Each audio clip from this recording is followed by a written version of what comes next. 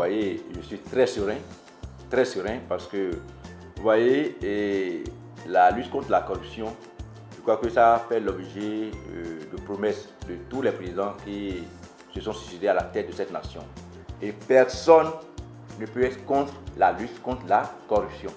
Vous voyez, je ne veux même pas parler comme les gens le disent, pour dire oui, il y a une lutte sélective et autres là. Le dit même là, c'est un peu comme pour dire pourquoi on aide les autres et on s'en prend à nous. Moi je ne suis même pas dans ce schéma, dans ce tableau là. Parce qu'ils le savent, même le chef de l'État sait, qu'il connaît mon intégrité. Donc je ne suis pas quelqu'un qu'il faut mélanger même à ce genre de choses.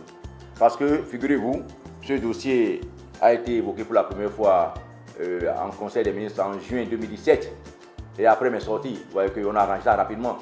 Parce que ça dit qu'en tant que président du comité interministériel, alors que des gens m'ont précédé dans ce cas, encore que je ne suis pas l'opérationnel, pendant qu'on parle du coton, on laisse les ministres et on parle. Donc je ne vois même pas.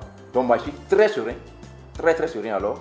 Et je ne peux même pas empêcher le gouvernement ni l'Assemblée nationale de jouer sa partition. Parce que ça participe de la lutte contre la corruption. Ça, c'est également le fonctionnement parce que c'est prévu par les tests. Donc moi je laisse libre cours.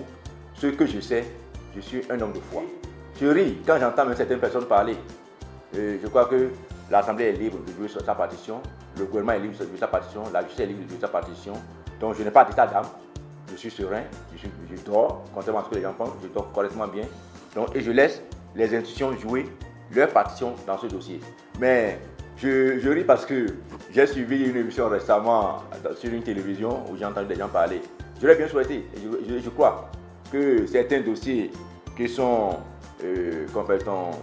encore pendant, ou du moins certains dossiers pour lesquels l'Assemblée nationale même a mis des commissions d'enquête parlementaires telles que le Fonds de la culture, tous ces dossiers vont aboutir un jour et que également ça va revenir à l'Assemblée nationale.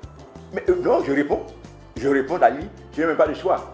Et c'est pourquoi je dis, vous savez, je vais vous dire quelque chose pour vous surprendre.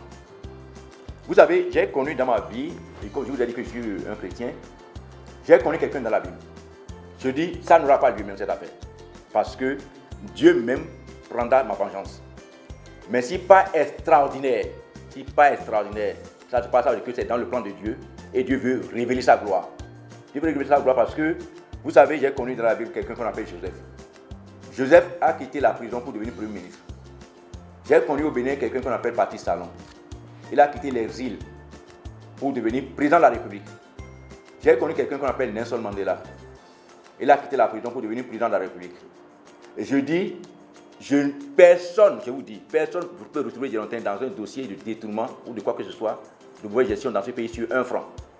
Si pas des ruses politiques, on pense qu'on est en position de force pour me faire du mal, même la cellule dans laquelle je vais rester, si je ne dis pas extraordinaire, je dis ça ne va même pas dire. Si pas extraordinaire, ça se passe et que c'est le plan de Dieu, je viendrai remplacer le président qui est là aujourd'hui.